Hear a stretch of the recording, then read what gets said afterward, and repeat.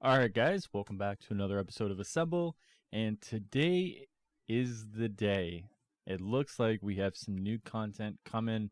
They are releasing patch 1.3.3, and patch 1.3.3 introduces Tachyon Rifts and SHIELD Substation.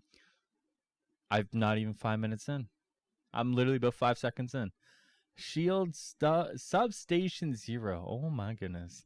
To the Avengers initiative starting the 15th, which is tomorrow. This patch also addresses bugs, tuning, and adds several highly requested quality of life and playability improvements across both the Reassemble campaign and throughout the Avengers initiative. Alright, so these are just kind of the high level kind of takeaways. So let's kind of go through them here. Remote faction terminals have been added to the outposts, which allow collection of faction assignments and villain sector bounties without the need to visit each faction coordinator in person. Ooh. Oh. Alright. Ooh. Extended pickup radius for reward drops, the ability to preview cosmetic vendor items, option to scale subtitles / closed caption text size. Closed captions will no longer be automatically displayed in cinematics when subtitles are displayed. Movement speed increased in outposts when in Avengers Initiative. AI companion improvements, including assistance when player needs to be revived. Improved Mega Hive rewards. They are now guaranteed to give 2 exclusive exotic gear items and an increased amount of upgrade modules upon completion. Ooh. Ooh. So in the last video, I talked to you guys about the Mega Hive and it could be worth it, could not be. This means like it's 100% worth it. 100% worth it now. Wow. Wow. All right. I'm good. Patch is good, guys. See you guys later. Like, goodbye. Patch is great. I mean, that's like, this is all really good. Wow. All right. Implemented a fix that will retroactively grant Iron Man's iconic outfit for players who previously lost it due to a bug. Patch 1.3.4 is already underway, which includes several quick match fixes and improvements for the reward tuning and new UI options. Alright, this is what we all have been waiting for, guys. New content. SHIELD Substation Zero Outpost. SHIELD has opened Substation Zero to investigate new temporal anomalies that have begun forming across the world. A space that offers new narrative, characters, and content. You can find SHIELD Substation Zero in the Pacific Northwest on the war table. Tachyon Rift missions. You'll investigate the temporal anomalies by taking on the new Tachyon Rift missions, which are the first place players can get cosmic gear. Well, other than, they have kind of been dropping, but, we won't talk about that. The Tachyon Storm will damage players over time, but charges heroic energy at an increased rate. With the Meridian modifier active, players can pass through temporal anomalies to extend the time you can spend within a Tachyon Rift. A late game offering. Tachyon Rift missions require 140 power level or higher superheroes to play. These missions are available once per day and rotate out daily. So my only worry about these are that they're going to be existing missions that just have a time modifier on them. Like, it feels like unless these are totally new areas, totally new things to kind of explore. My biggest worry is that these are just kind of coating these missions with a fresh layer of paint, in a way, and I hope that's not the case. But for some reason, I think that's what these are. We won't know. So this is me speculating, guys. By the way, I don't know anything. So these could totally be whole new scenarios, and I hope they are. But part of me thinks that these are just kind of the same old things with a fresh coat of paint.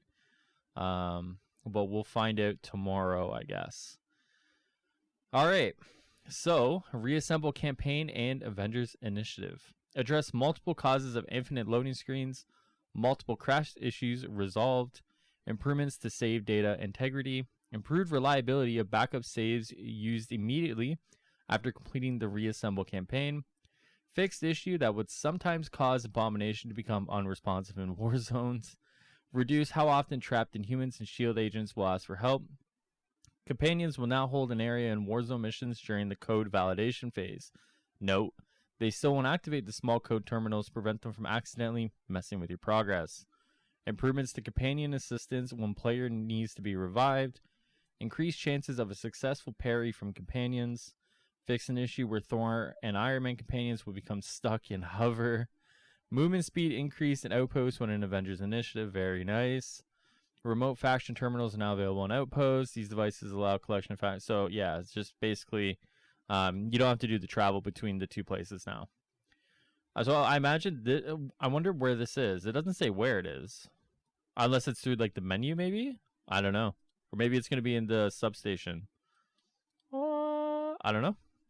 Guess we'll have to wait and find out. Removed the requirement to purchase an item from Chastity McBride when visiting her for the first time. Prevented the majority of cases of enemies getting stuck behind doors during missions. We're actively working to resolve the many bug triggers. Yep, have had this before. Fix an issue with destroy core objectives in Warzone missions where players can complete steps out of order, thus halting objective progress. Oh, interesting. Fix an issue where the Elite Exo could teleport out of the world. Lovely. Multiplayer and matchmaking. Renamed launch mission button to ready up while matchmaking in the Quinjet to make it clearer about the button's function. Improved text clarity related to matchmaking options in the Quinjet. Resolved an issue where players were unable to find a strike team and select a hero via quick match after naturally matchmaking for a previous mission. Improved stability after the host has left the match. Disabled pause in Quinjet to prevent loading issues. Fixed a rare bug that caused heroes to lock when invited directly from a reassemble campaign mission to a strike team. Fixed an issue where requested companions would not despawn, resulting in duplicate heroes when a player disconnected. Strike team integrity is kept intact when reloading checkpoints and hives. Okay. All right. All good stuff here. User interface. Let's keep going. Players can now preview cosmetic vendor items. Tactical awareness now stays on longer. That's a good one. I like that. I always felt that was like too quick. So now this stays on a bit longer. I think that's a really good change there. Removed unnecessary shoot and punch tutorials. Fixed various localization issues in Arabic, Italian, and Polish.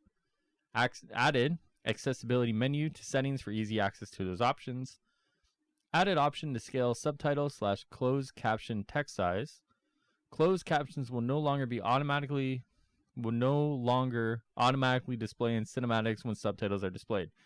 I'm telling you, like, please just proofread your stuff, Crystal Dynamics. Please. I'm not the greatest at English. I'll totally own that. But please just help us out. Help us out. Combat. Fixed issue that would cause some players to not be invulnerable immediately after reviving. Fix a rare issue where Black Widow would lose Veil of Shadows buff shortly after triggering. Fix an issue with Iron Man where counterfire would not always trigger after evading. Tuning. Alright, so I imagine this is supposed to be a heading. So, tuning. Improved Captain America's melee combo flow. Retrofactored the modifiers Fisticuffs and Torpedo to only buff the player, not enemies.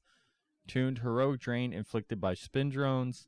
Tuned difficulty in alone against aim mission. Tuned defensive effects of blue overshield on enemies. Tuned cryo, right? I always have a bad time pronouncing that. Cryo adaptoid slam attack. Okay.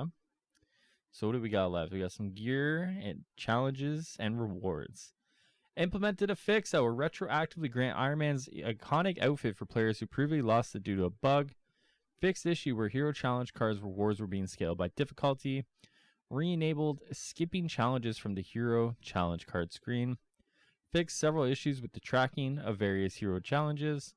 Fixed an issue with Thor's grip of Fenrir's Maw where boosting didn't properly unlock perk.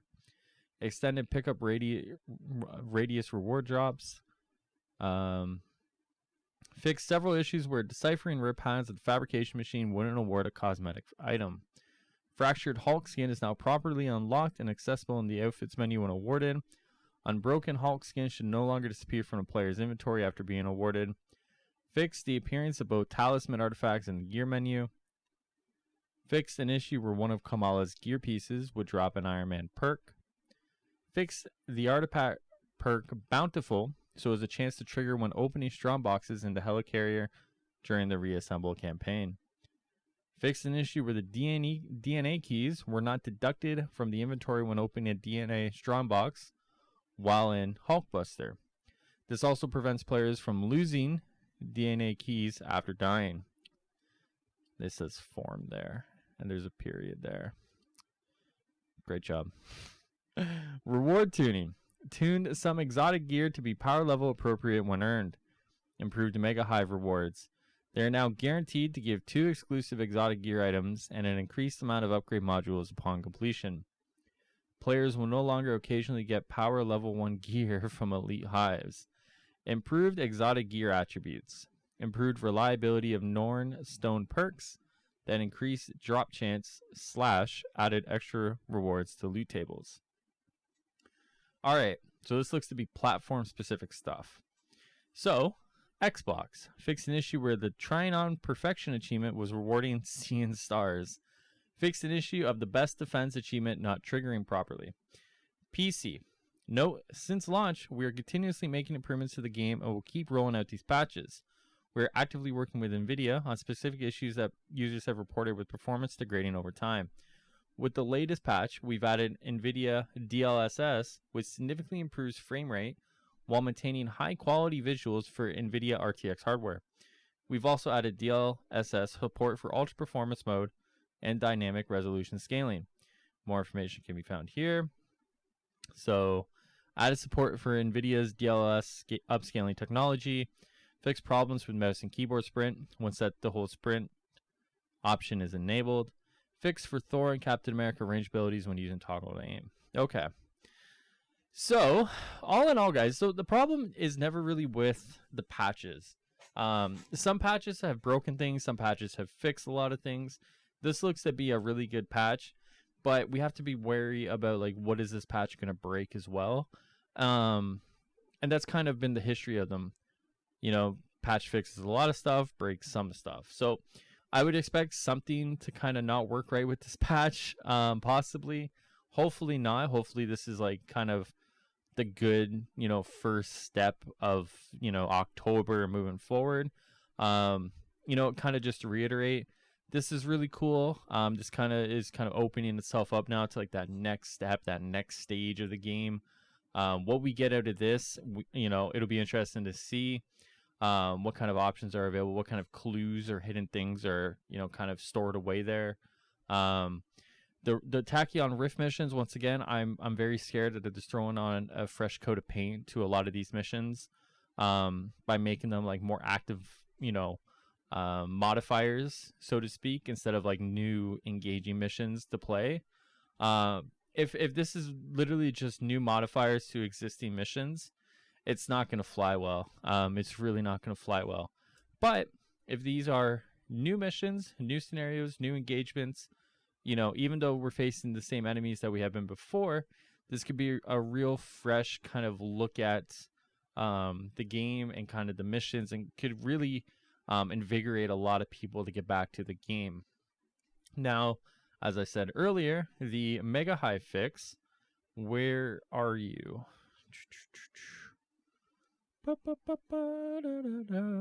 That's my my music for, I don't know where the fix is. So basically the fix is that now after each Mega Hive completion, you're gonna get 2 exotic drops. Now honestly guys, as I said last time and as I said earlier in this video, the Mega Hive run every week was one of the most dull and uninspiring things I've ever had to do in a video game. Now that there's like, you know, 100% confirmed exotics at the end, it'll kind of entice me to kind of run those things. But once again, it's still, for the amount of time and effort it takes to kind of do those missions, it's nice now that there's going to be like kind of the end of the road or end of the rainbow, so to speak. I just don't know.